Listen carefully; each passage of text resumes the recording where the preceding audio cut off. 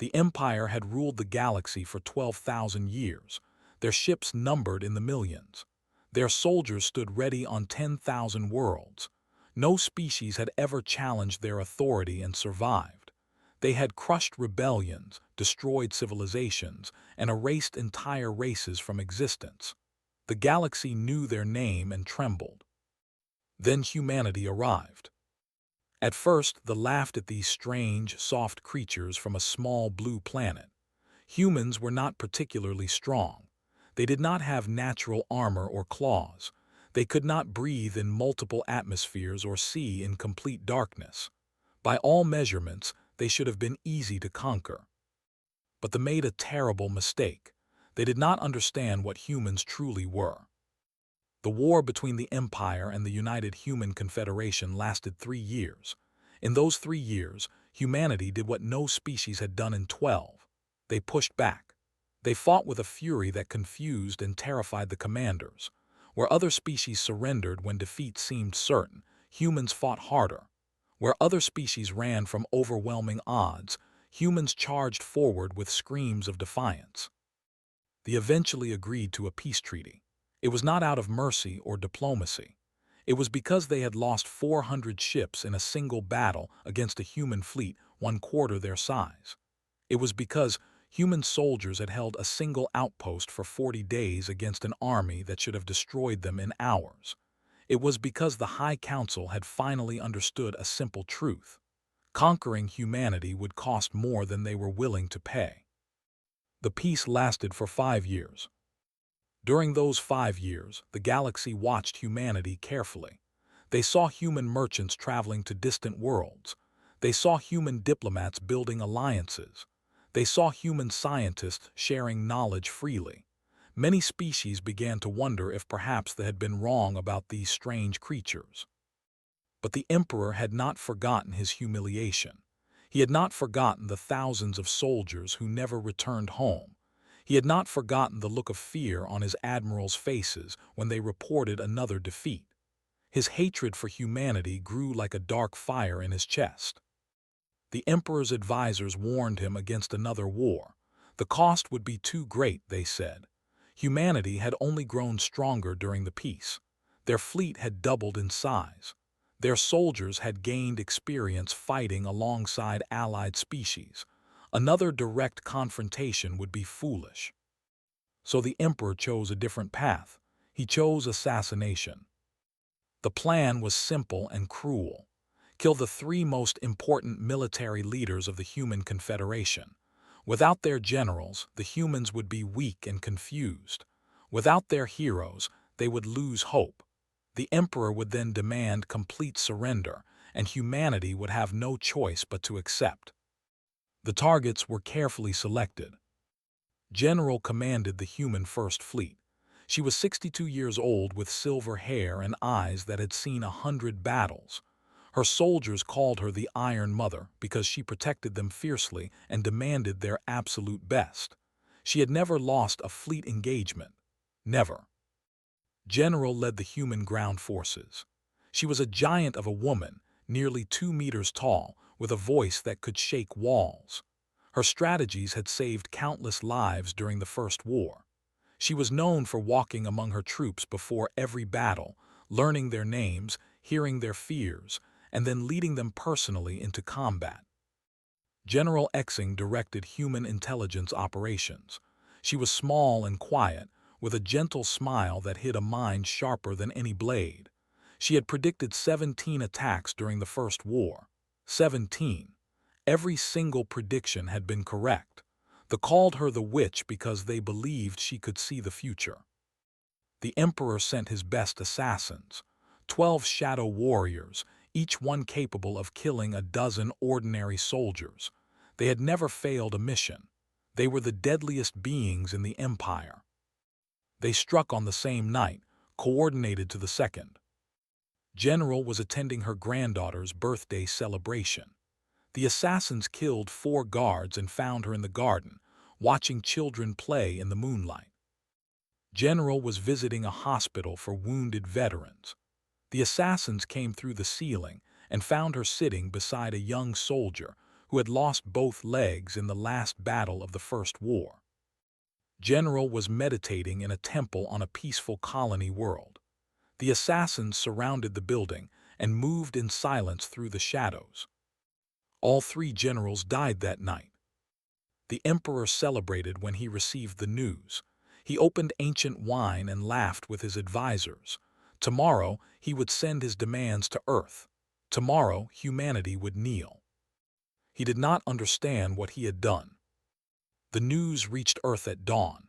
Within an hour, every human in the galaxy knew. 3 mothers, 3 heroes, 3 women who had given everything for their people, murdered like animals in the night. Something changed in humanity that day. Something dark and ancient woke up from a long sleep. They had many names for the dangerous things in the universe. They had words for monsters and demons and nightmares, but they did not have a word for what humanity became. Humans had a word, they called it Baba. In old Earth stories, Baba was a creature of the forest, not a ghost, not a demon, something else, something that even monsters feared.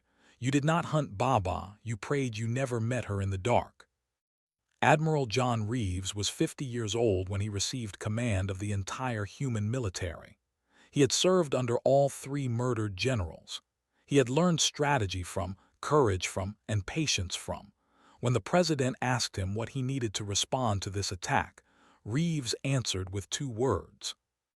Only permission. Permission was granted. The first outpost fell within 72 hours. No warning, no declaration of war. Human ships simply appeared from hyperspace, destroyed everything, and vanished before reinforcements could arrive. There were no survivors. There were no messages. There was only silence and burning wreckage. The second outpost fell the next day, then a third, then a fourth. The Empire had thousands of military installations across the galaxy. Within 2 weeks, they had lost 47. Not captured, lost, completely destroyed with everyone inside. The Emperor demanded explanations from his admirals. How were the humans moving so fast? How did they know exactly where to strike? How were they avoiding the main fleet? The admirals had no answers, they only had fear. On the 18th day, the humans broadcast a message across all galactic frequencies. It was not the diplomatic announcement they expected. It was not a list of demands or terms of surrender.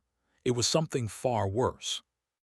The message showed 3 photographs: General standing on the bridge of her flagship, General laughing with her soldiers, General feeding birds in her garden. Beneath the photographs were 3 words. Remember their names. Then the message showed something else. A list. Every member of the High Council, every admiral, every general, every noble who had spoken in favor of the assassination plan. 342 names. Below the names was a single sentence. We are coming. The galaxy watched in horror as humanity kept its promise. Commanders began dying. Not in battle, not in open combat. They simply vanished from their beds and were found days later, their bodies arranged in poses that mocked their titles and honors. The Emperor doubled his personal guard, then tripled it. He moved to a secret fortress on a hidden moon. He surrounded himself with the most loyal soldiers in the Empire.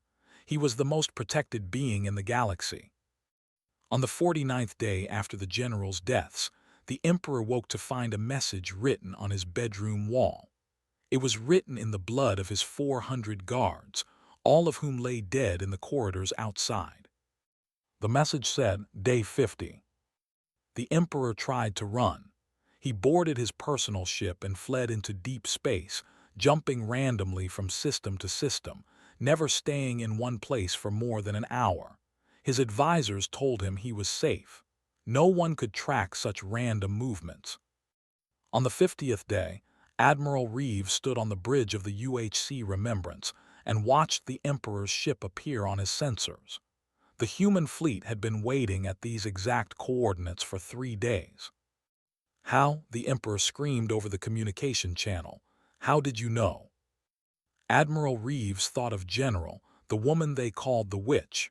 He thought of the intelligence network she had built over decades.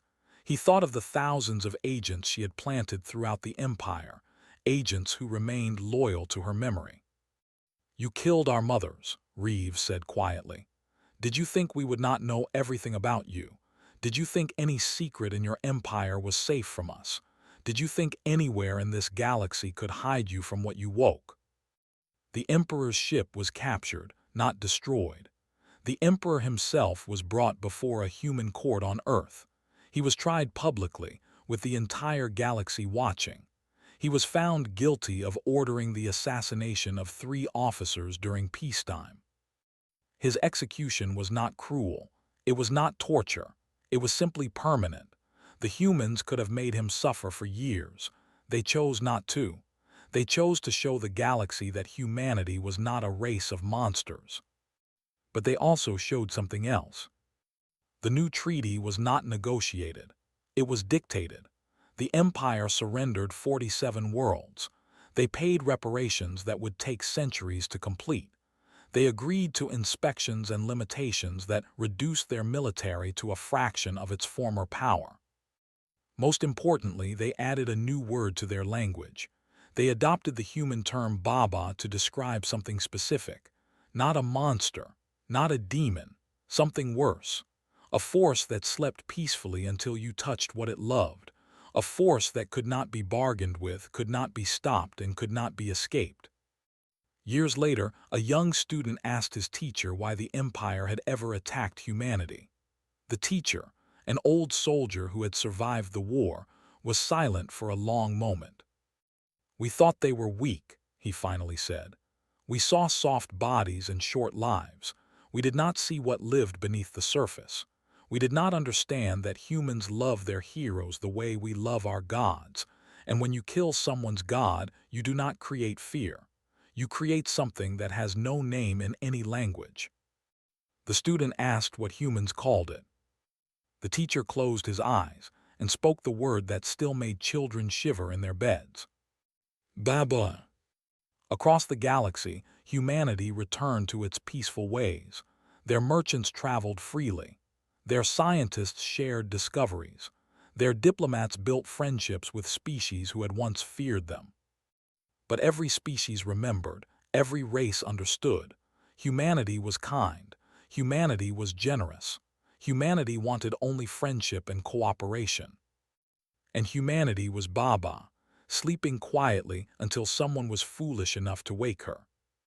No one ever was again.